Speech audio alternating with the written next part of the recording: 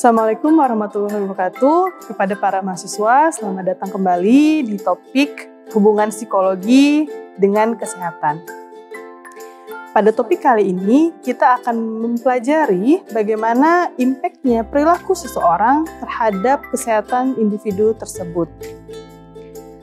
Menurut beberapa ahli, ada beberapa pengertian dari perilaku. Dari sudut pandang biologis misalnya, perilaku adalah suatu kegiatan atau aktivitas individu yang diamati langsung maupun tidak langsung. Kemudian perilaku manusia pada hakikatnya adalah proses interaksi individu dengan lingkungannya sebagai bentuk manifestasi hayati bahwa ia adalah seorang makhluk hidup. Selanjutnya, perilaku manusia adalah aktivitas yang timbul karena adanya stimulus dan respon terhadap seseorang atau lingkungannya. Menurut psikologi kognitif, ada perilaku yang tidak tampak seperti bagaimana seseorang berpikir, bagaimana tanggapan dia terhadap suatu proses yang ada di lingkungannya, kemudian bagaimana sikap dan emosi serta pengetahuannya.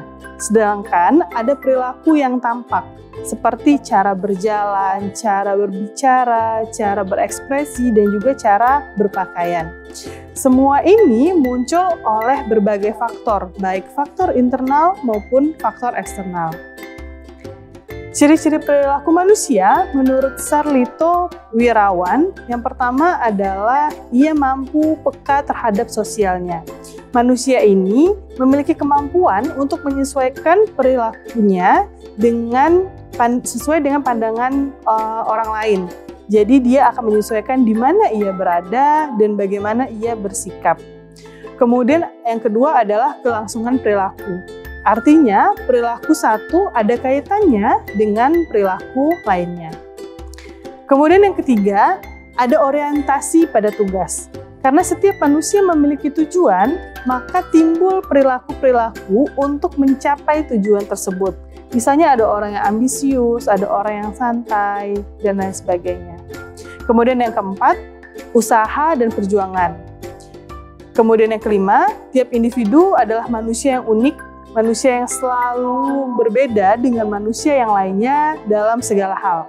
Perbedaan ini yang menunjukkan perilaku manusia berbeda dari masa ke masa, bahkan antar satu keluarga saja akan memiliki perilaku yang berbeda. Kemudian kita harus mengetahui mengenai jenis perilaku. Skinner membedakan dua macam perilaku yang dialami dan juga perilaku operan. Yang pertama, perilaku yang dialami. Perilaku yang dialami ini adalah perilaku yang dibawa sejak organisme itu dilahirkan. Misalnya refleks, kemudian insting. Kemudian yang kedua adalah perilaku operan.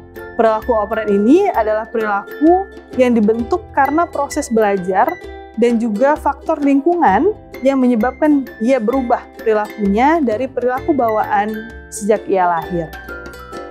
Contoh perilaku alami misalnya kedipan mata bila bersinar, kemudian kita menarik tangan ketika panas, kemudian kita kaget ketika dikejutkan. Kemudian ada perilaku operan misalnya adalah cara ia berjalan, cara bermain, cara berbicara. Itu merupakan perilaku operan. Proses pembentukan perilaku ini memiliki 5 kebutuhan dasar. Yang pertama adalah kebutuhan fisiologis seperti makan, minum, dan lain sebagainya. Kemudian yang kedua adalah kebutuhan akan rasa aman. Misalnya terhindar dari kriminalitas, lingkungan yang aman gitu. Kemudian yang ketiga adalah kebutuhan mencintai dan dicintai seperti kasih sayang orang tua, saudara, teman, pasangan, dan juga rekan-rekannya. Kemudian yang keempat adalah kebutuhan harga diri, yaitu kebutuhan untuk memperoleh penghargaan, kemudian memperoleh perhatian. Dan yang terakhir adalah kebutuhan aktualisasi diri, yaitu rasa ingin dipuja, rasa ingin sukses, kemudian rasa ingin menonjol dari beberapa orang. Sehingga dapat disimpulkan, yaitu kebutuhan untuk memenuhi kebutuhan individu itu akan membentuk perilaku dengan conditioning atau kebiasaan yang dimana ini akan membentuk perilaku dengan insight. Kemudian yang terakhir, ini akan menimbulkan pembentukan perilaku dengan menggunakan model atau ada orang yang ingin kita tuju sifatnya. Kemudian ini adalah beberapa sub-sub yang akan mempengaruhi faktor perilaku. Kita tadi punya kebiasaan di rumah, ya, antar saudara kita hidup bersama-sama. Kemudian banyak sekali faktor yang akan mempengaruhi. Misalnya kebudayaan, antar suatu budaya dengan suatu budaya lainnya akan berbeda perilakunya. Kemudian yang kedua adalah kelompok sosial, teman dan keluarga. Antar saudara pasti memiliki teman yang berbeda, sehingga perilakunya juga akan berbeda. Kemudian pribadi, ini bisa teman-teman baca yang pribadi, namun banyak sekali faktor-faktor yang dari di luar dirinya. Artinya inilah yang akan mempengaruhi bagaimana seseorang itu mungkin ada yang bertanya-tanya, kok kakaknya begini, adanya begini gitu ya. Karena memang faktor pribadi ini adalah faktor yang kecil sekali di antara 4 faktor yang mempengaruhi perilaku. Oke, jadi menurut beberapa ahli, kita itu memiliki 4 daerah gitu ya di dalam tubuh kita, di dalam diri kita gitu. Yang pertama, I know, you know, artinya saya tahu, kamu tahu. Ini daerah yang terbuka. Oh, saya tahu saya pemarah dan kamu juga tahu saya marah, misalnya. Kemudian ada daerah I don't know, but you know. Artinya saya nggak tahu kalau saya pemarah, tapi menurut kamu dan kalian semua, saya pemarah, misalnya. Kemudian saya tahu dan kamu tidak tahu. I know you, but I know but you don't know, gitu ya. Jadi misalnya saya tahu saya pemarah, tapi orang lingkungan saya tidak tahu bahwa saya pemarah. Itu termasuk ke daerah tertutup. Kemudian daerah lain adalah I don't know, you don't know. Ini daerah gelap.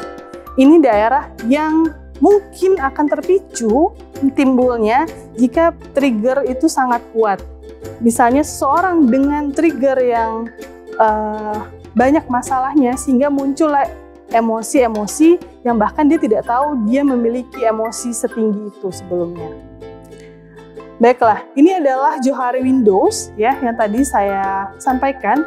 Jadi ada 4 kuadran atau 4 daerah yang ada di dalam diri seseorang.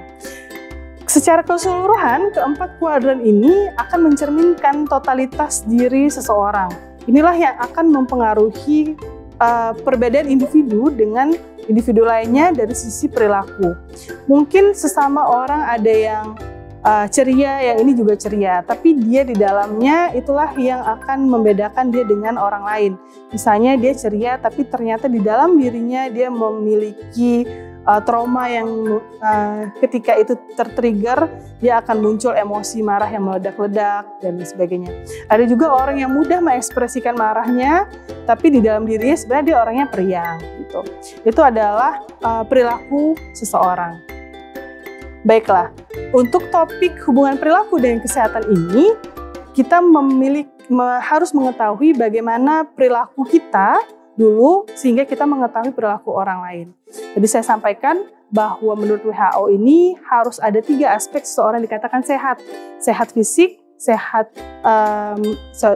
jiwa, sehat raga, dan juga sehat sosialnya.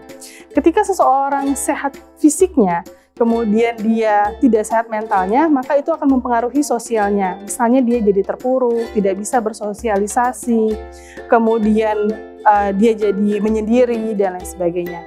Dan teman-teman juga harus tahu bahwa kemampuan sosial ini berbeda dengan kemampuan kepribadian introvert ataupun extrovert dan ambivert.